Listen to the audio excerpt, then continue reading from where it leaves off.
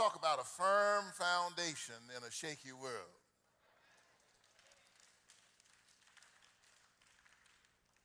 A firm foundation in a shaky world. Subtitle, God is. This past Tuesday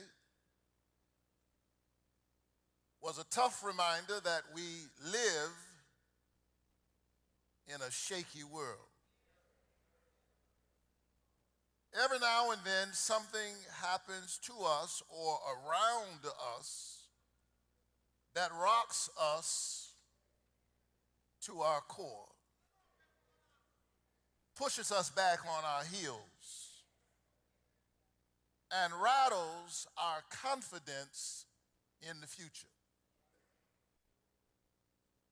Anybody here amidst these church folk who never have any doubts at all? Any honest folk here who don't mind admitting that you feel a little shaken right now?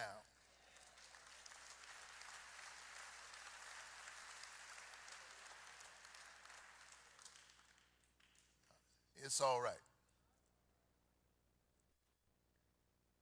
Because we find ourselves asking ourselves, how could we be here again? Makes me want to holler. Throw up both my hands. That huge segments of the American population, I believe, who are so shaken by their own fears that they've decided to have yet another dance with the ugliest parts of our complicated American story. Makes me want to holler.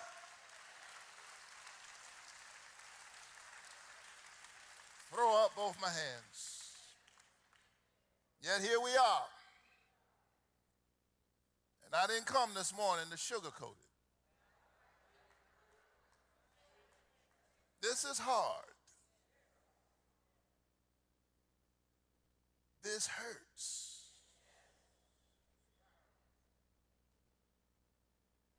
Deep disappointment.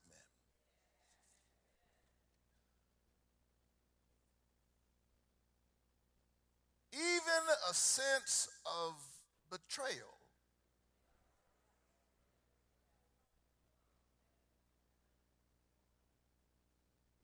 Because this is about so much more than an election. It is about the character of the country.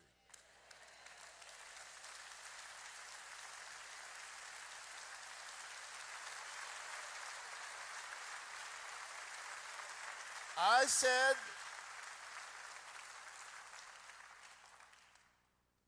said before the election that this election is not about who he is or about who she is, but about who we are.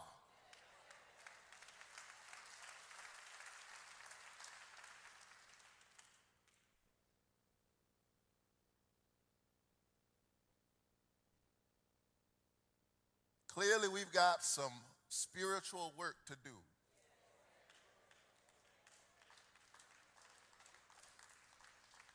Martin Luther King Jr., whose words are domesticated and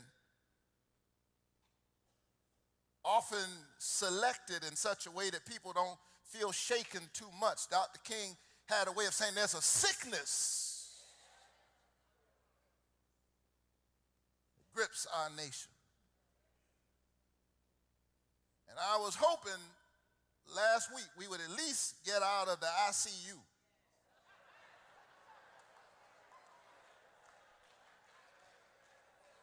Stabilize the patient. But we've got some more moral work to do, church. And I just need a few days to rest, but after I rest, I'm going to put my spiritual boots back on. Put on the whole armor of God. Put on the helmet of salvation, the sword of the Spirit, my feet shod with the preparation of the gospel of peace.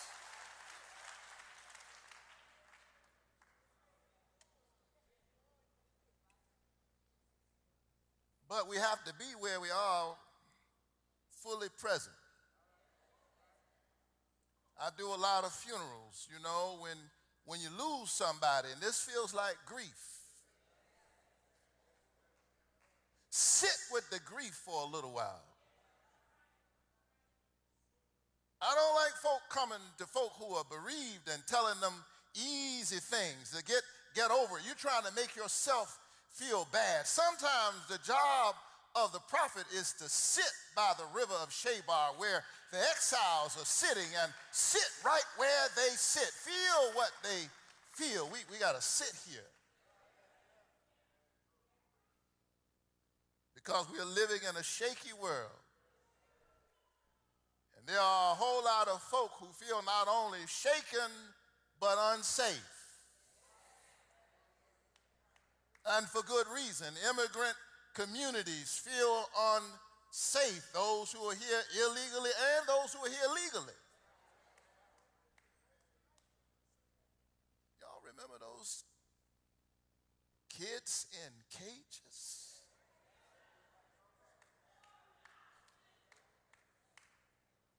Families separated. Immigrants feel unsafe. Women feel unsafe.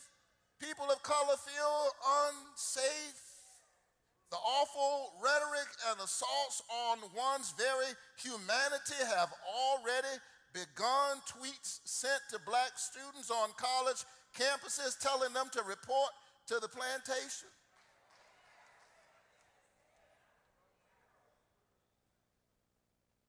Tone from the top that is unleashing pure evil into the atmosphere right now.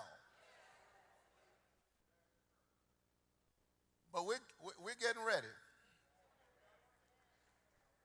Because this won't be the first time we had to save America.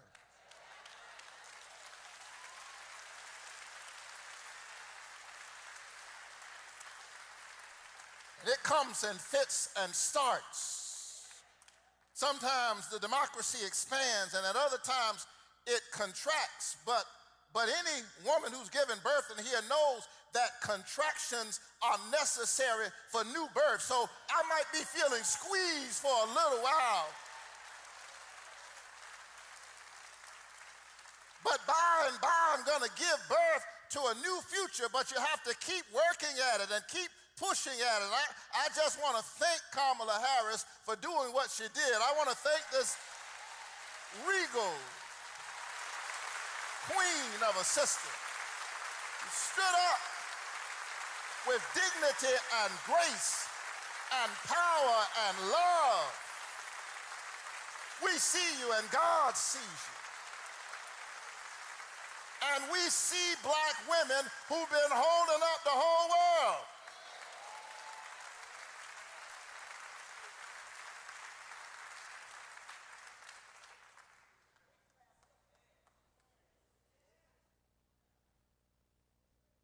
But this psalmist who says God is asserts a kind of faith that is rooted in reality.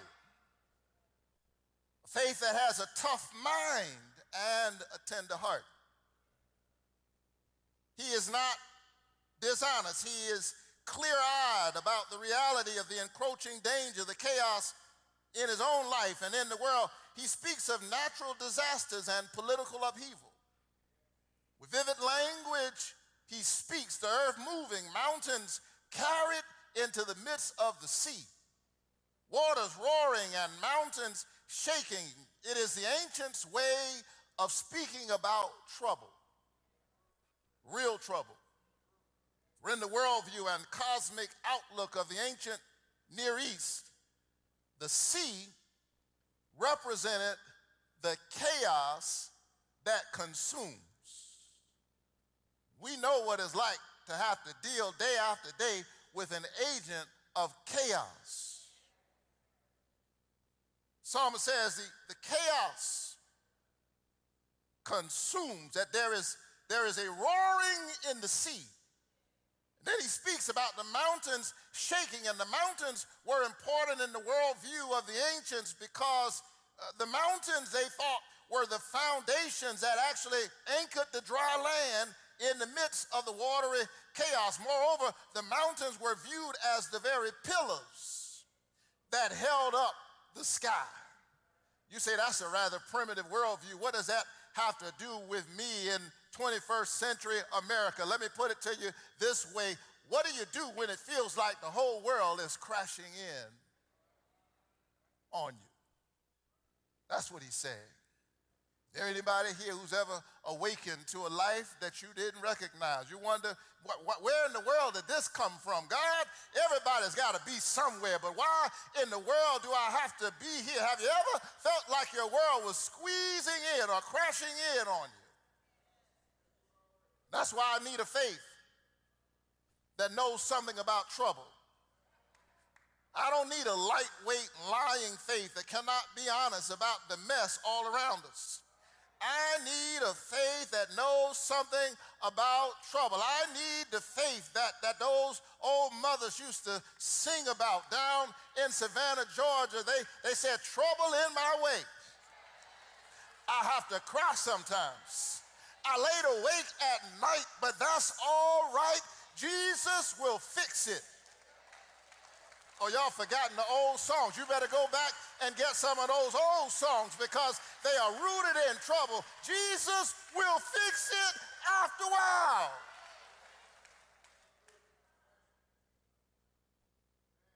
Nobody can fix it like he can fix it.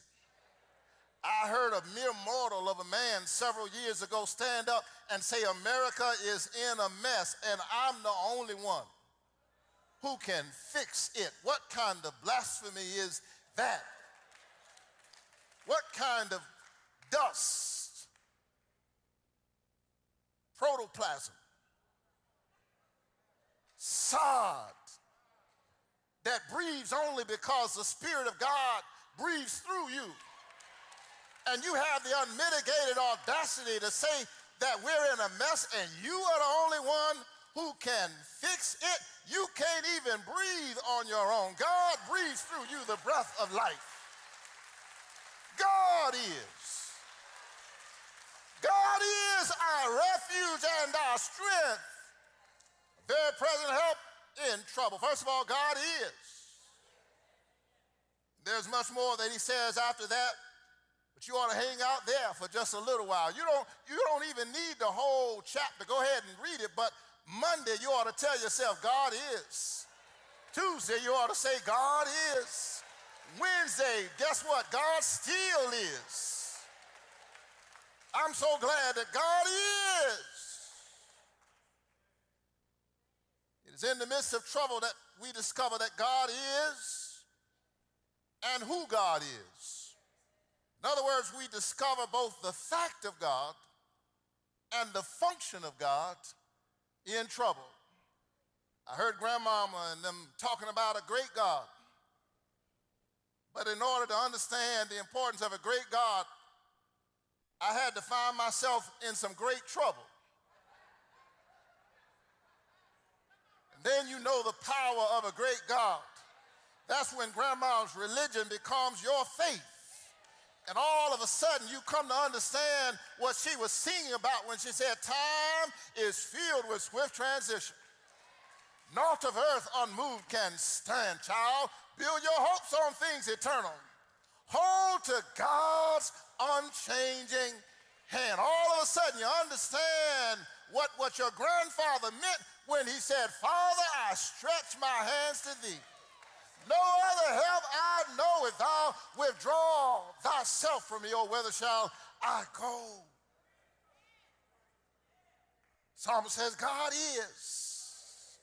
Then he says, God is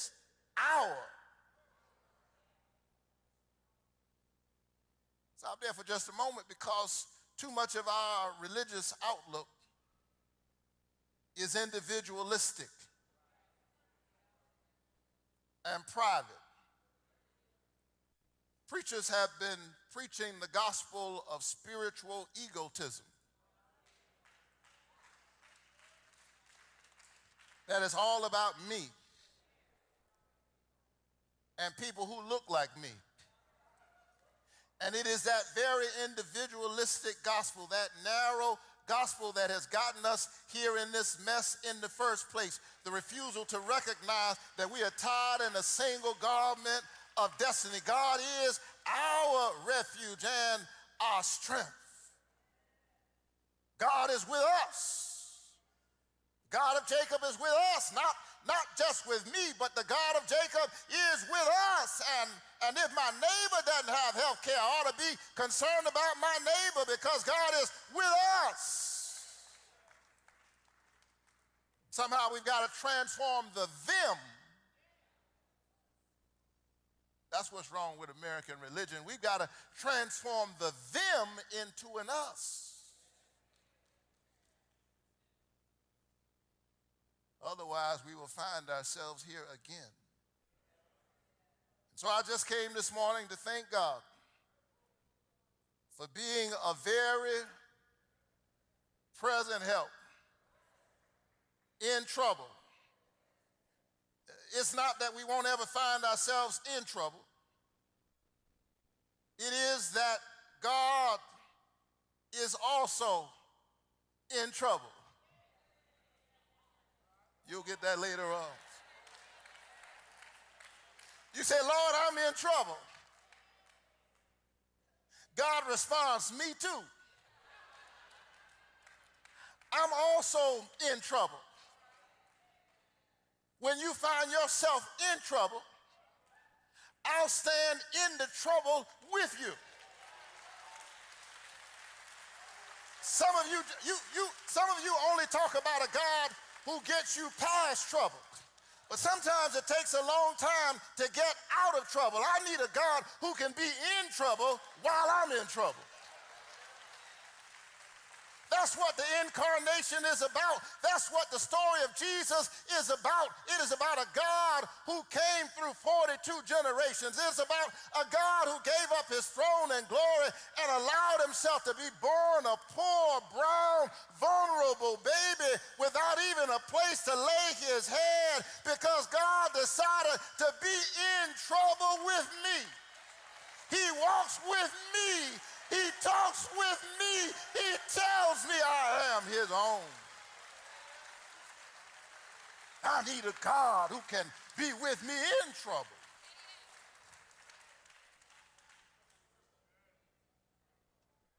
Text says, God is a very present help in the time of trouble. Now, I have to tell you that often I have wondered about that phrase, a very present help. If not redundant, it seems overdone. Very present help. It would seem that just being a help ought to be enough. But then it occurs to me that some folk will help you, but they would rather send the help, outsource the help, and remain at a distance. They're not about to get too close to your trouble for fear that they may end up in the same trouble too. They don't want to align with you for fear that they might be maligned with you, and so they provide help. They write a check, cash app, send somebody else. They provide help from a distance. And sometimes that's unfortunate, because when I'm in trouble more than help itself, sometimes what I really need is for somebody to be present, to sit with me and hold my hand. There are folk who are helpful, but not present. And that makes us feel lonely and alone in a shaky world. But then there are folk in our lives who are present, but they ain't no help. Don't look at them, don't look at them.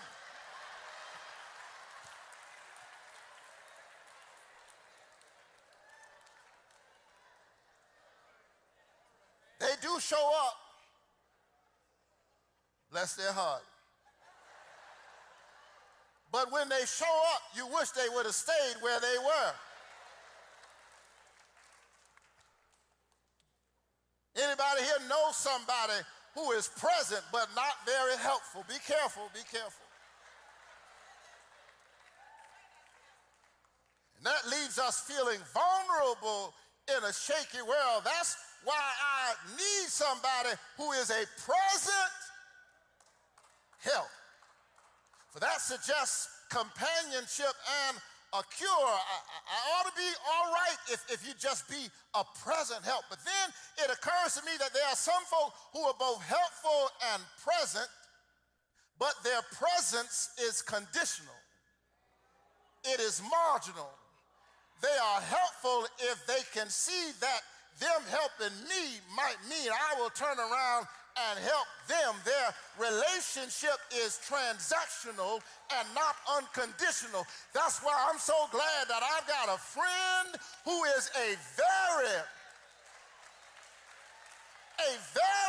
present help in the time of trouble. I'm so glad that my God has been better to me than I've been to myself. I serve a God who's done more for me than I could ever do for myself. Is there anybody here who knows we serve a God who is a very present help in the time of trouble? Therefore will we not fear. Therefore will we not fear, because fear is what got us here.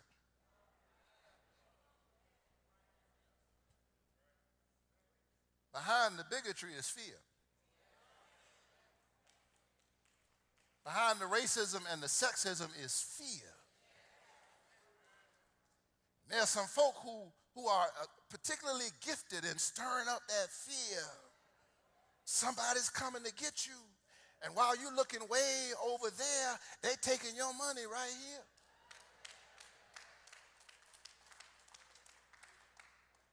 Taking your health care over here while you're looking over there.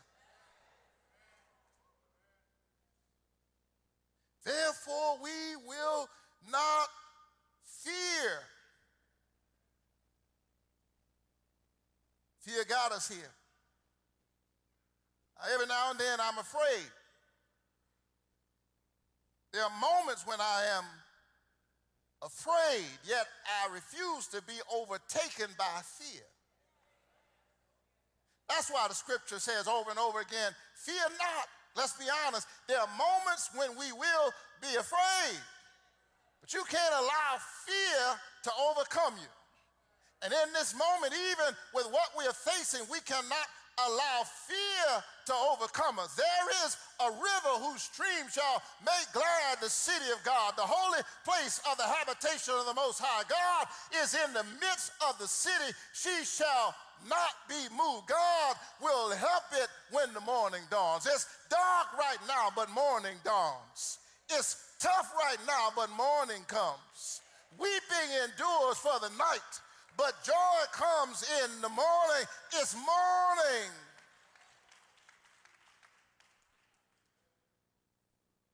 It's morning just after midnight. It's still dark, but it's morning. It's still dark, but it's morning. I know you can't see it's morning because it's dark, but 1 minute after midnight is morning. And if you could just hold on for a little while longer, you'll see that the sun is still coming up. The God of Jacob is our refuge.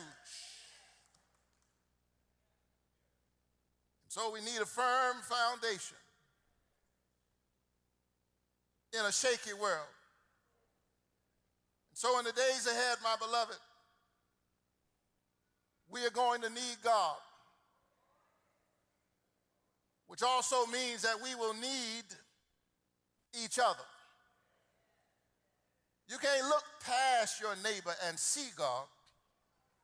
You have to look in the eyes of your neighbor and see God. We will need each other. Tighten the bonds of our covenantal connection. Come closer. Hold on to each other. And in the midst of holding on to each other, hold to God's unchanging hand. I told you I'm from Savannah, Georgia. Down in Savannah, Georgia, it's a beautiful city. Can I tell you, I didn't know my city was so beautiful until I grew up and went away and then came back. I didn't know, but Savannah is a really beautiful town known for its cobblestone streets and its verdant town squares and its oak trees dripping with Spanish moss. Those oak trees, some of them 300 and 400 and 500 years old, bending from one side of the street all the way over to the next. They look like old African griots welcoming the lover of history and horticulture to this city by the sea. But as impressive as those oaks look from the outside, their real power you can't see because their real power is just beneath the surface. Those oak trees have roots that go deep down in the soil of Savannah, Georgia. And they go deep down in that soil and they are planted next to a river.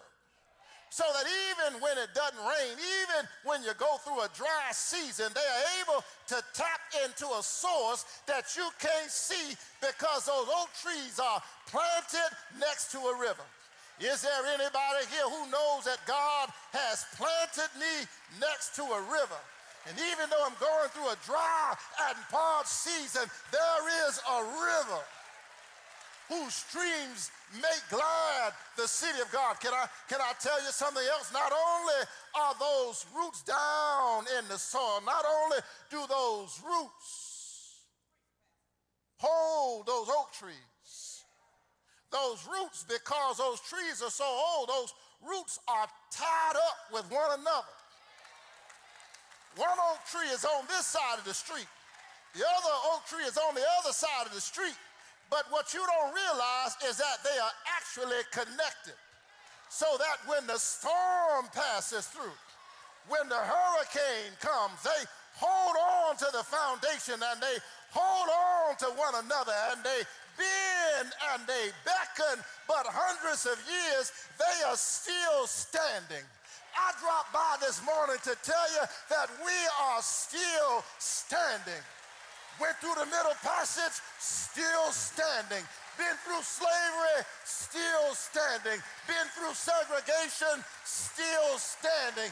Endured Donald Trump, but we're still standing.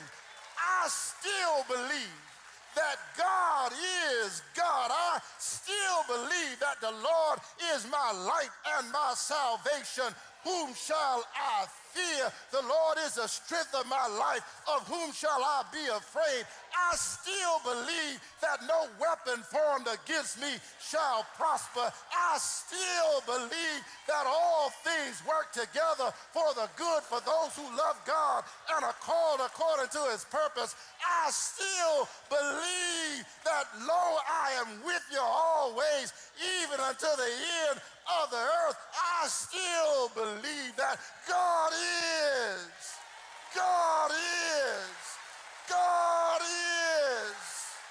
my refuge and my strength, a very present help. I still believe that harder yet may be the fight, Right may often yield to might. Wickedness for a while may reign, and Satan's cause may seem to gain. But there is a God who rules above with a hand of mercy and a heart of love. And if I'm right, God will fight our battles. And we shall be free someday. We shall be free someday. Anybody here believe that we shall